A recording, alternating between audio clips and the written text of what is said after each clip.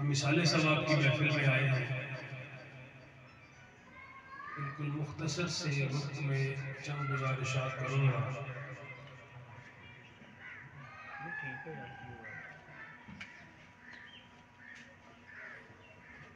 اور یہ درخواست کروں گا آپ سب سے کہ ان چیزوں کو، ان باتوں کو اپنی زندگی میں اپنے اوپر نافذ کرنے کی کوشش کریں۔ میں نے آپ کے سامنے قرآن پاک کی آیت کریمہ تلاوت کی۔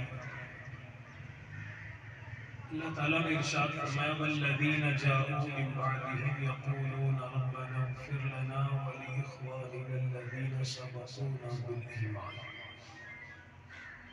جو ان کے بعد آئے کہتے ہیں، دعا کرتے ہیں، ربنا اغفر لنا، اے اللہ ہماری مغفرت فرما،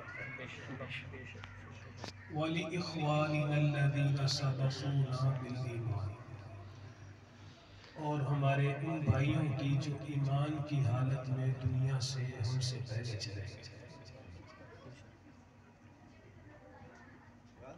دو چیزیں ہیں جن کے تعلق سے ہم کچھ باتیں سیکھنے اور سننے کی کوشش کریں گے۔ سب سے پہلے تو اپنے لیے استغفار۔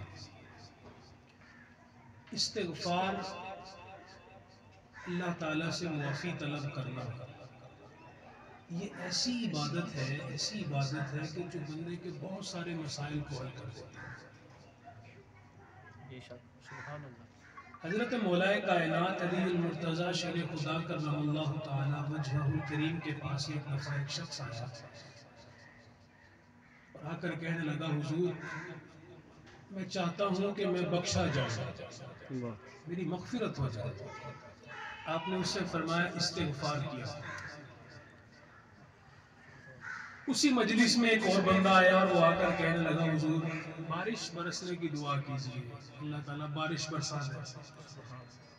آپ نے اس سے بھی کہا استغفار کرو۔ کیا کرو؟ استغفار کرو، اللہ تعالیٰ سے مغفرت طلب کرو۔ اسی مجلس میں ایک اور بندہ آیا،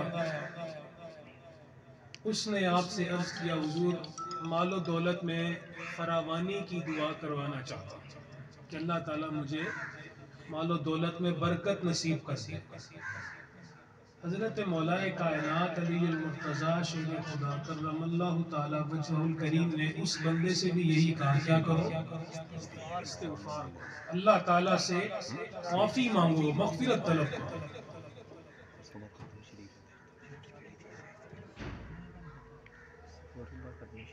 اسی مجلس میں ایک اور بندہ آیا، اس نے حضرت علی المرتضیٰ سے اپنے باغات کی برکت کی دعا کروانا چاہیے۔ اس بندے سے بھی آپ نے کیا کہا، کیا کرو؟ جو اس واقعے کا راوی ہے یعنی شاہد و کہتا ہے میں نے حضرت علی سے عرض کیا حضور بندے مختلف مسئلے لے کے آ رہے ہیں، بندے مختلف مسائل پوچھنے آ رہے ہیں، تو مغفرت کروانا چاہتا ہے کہ اللہ مجھے بخش دے، آپ اس سے بھی کیا کہہ رہے ہیں؟ استغفر اللہ پڑھا۔ بندہ آپ سے کہہ رہا ہے بارش نہیں برسنی، بارش کے لیے دعا کر دیں، آپ اس کو بھی کیا کہہ رہے ہیں؟ استغفر اللہ پڑھا۔ جو بندہ آپ سے مال و دولت میں برکت کی دعا کروانا چاہ رہا ہے، آپ اس کو بھی کیا کہہ رہے ہیں؟ استغفر اللہ پڑھا۔ جو اپنے باغات میں برکت کی دعا کروانا چاہ رہا ہے، آپ اس سے بھی کہہ رہے ہیں کہ استغفر اللہ پڑھا۔ اور جو بندہ بیٹوں کی دعا کروانا چاہ رہا ہے، آپ اس کو بھی یہی کہہ رہے ہیں کہ استغفر اللہ پڑھے۔ آپ نے ہر بندے کو ایک ہی بات کیوں کہی؟ میں نے شروع میں عرض کیا کہ استغفار کی اللہ تعالیٰ نے اس آیت کریمہ میں دو چیزیں بیان کی، ربنا اغفر لنا، اے اللہ ہمیں بخش دے، وَلِإِخْوَانِنَا الَّذِينَ سَبَقُونَا بِالْإِيمَانِ، اور ایمان کی حالت میں ہم سے پہلے جو دنیا سے گزر گئے اللہ ان کو بھی بخش دے۔ حضرت علی کے پاس مختلف مسائل لے کر بندے آ رہے ہیں، آپ ہر ایک کو کیا کہہ رہے ہیں؟ استغفار کرو، اللہ سے مغفرت کرو۔ حضرت علی نے فرمایا یہ میں اپنی طرف سے نہیں کہتا، کیا تم نے قرآن پاک نہیں پڑھا؟ اللہ تعالیٰ فرماتا ہے فَقُلْتُ اسْتَغْفِرُوا رَبَّكُمْ إِنَّهُ كَانَ غَفَّارًا واہ کیا بات. يُرْسِلِ السَّمَاءَ عَلَيْكُمْ مِدْرَارًا وَيُمْدِدْكُمْ بِأَمْوَالٍ وَبَنِينَ وَيَجْعَلْ لَكُمْ جَنَّاتٍ وَيَجْعَلْ لَكُمْ أَنْهَارًا. حضرت نوح علیہ السلام اپنی قوم سے کہتے ہیں فَقُلْتُ اسْتَغْفِرُوا رَبَّكُمْ، اے میری قوم اپنے رب سے استغفار کرو، اللہ سے مغفرت طلب کرو. إِنَّهُ كَانَ غَفَّارًا، بے شک اللہ تعالیٰ بخشنے والا. يُرْسِلِ السَّمَاءَ عَلَيْكُمْ مِدْرَارًا، وہ آسمان سے تمہارے لیے پیہم بانی برسائے. سبحان اللہ. وَيُمْدِدْكُمْ بِأَمْوَالٍ وَبَنِينَ وَيَجْعَلْ لَكُمْ جَنَّاتٍ وَيَجْعَلْ لَكُمْ أَنْهَارًا. اللہ تمہارے مال میں بھی برکت دے گا، تمہاری اولاد میں بھی برکت دے گا، تمہارے باغات میں بھی، پھل میں بھی، تمہارے پھل میں بھی برکت دے گا اور تمہارے بیٹوں میں بھی برکت دے گا. تو میں اس بنا پر ہر ایک بندے سے یہ کہہ رہا ہوں کیا کروں؟ میرے بھائیوں، ایک تو ہم سب کو اپنے لیے استغفار کرتے رہنا چاہیے، چلتے پھرتے استغفر اللہ پڑھتے رہنا چاہیے. ہمیں اپنی آنکھوں سے اس کی برکت دیکھنا نصیب کرے. اور دوسرا، اس مقصد کے لیے ہم بیٹھے ہیں، اپنے مرحومین کے لیے استغفار کریں. اس کا فائدہ ہمارے مرحومین کو ہے. آج ہم کسی کے لیے مغفرت طلب کریں گے تو کل ہماری مغفرت طلب کی جائے گی. بے شک. میں ویسے کئی بار یہ چیز سوچتا بھی ہوتا ہوں، اور ایک دو جگہ پر میں نے دوران گفتگو کہی بھی، بندے کو حد المقدور کوشش یہ کرنی چاہیے کہ دنیا سے جب جائے نا تو اتنے اس نے اچھے اعمال کیے ہوں کہ اللہ تعالیٰ ان کے طفیل ہی اس کی بخشش کرے. سبحان اللہ.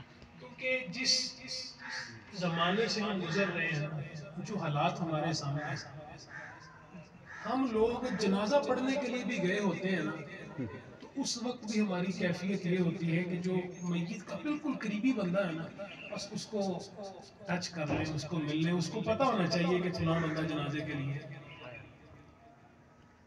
یعنی یہ ہماری قسم پرسی کی حالت ہے کہ جنازہ پڑھنے کے لیے بھی جاتے وقت ہمارا ذہن کیا ہوتا ہے کہ نہ کہ انتقال میں کہنا چاہیے یہ ساڈے جنازے تے سی. تو بندے کو کم از کم اپنے لیے اتنے اچھے عمل کر لینے چاہیے کہ اس بنا پر ہی اللہ بندے کی مغفرت کرتے ہیں. یقین مانے کتنے غلط کام انسان دنیا میں کرتا ہے نا، ان میں سے آلموسٹ 95% اس کے اپنے متعلقین کے لیے ہوتے ہیں. بچوں کی خوشی کے لیے، والدین کی خوشی کے لیے، بیوی کی خوشی کے لیے، بہن بھائیوں کی خوشی کے لیے آلموسٹ اتنے غلط کام ہو رہے ہوتے ہیں نا، ان میں سے 95% میرے خیال کے مطابق، ہو سکتا ہے کہ اس میں غلطی بھی ہو، 95% جو غلط کام ہو رہے ہوتے ہیں وہ بندہ کر رہا ہوتا ہے کن کے لیے؟ ان کے لیے، اپنے بیٹوں کے لیے، بہنوں کے لیے، بیٹیوں کے لیے، والدین کے لیے، بہن بھائیوں کے لیے. اگر کل انسان کے مرنے کے بعد انہوں نے انسان کے لیے دعا نہ کہ انسان کے پلے کچھ رہے گا. یاد رکھیں، ہم نے جو عمل کرنا ہے اس کا حساب کس نے دینا؟ خود دینا ہے. ہم نے دینا. حرام مال کما لیا، اولاد عیش کر رہی ہے، قبر میں باپ کو کھولے پڑھا.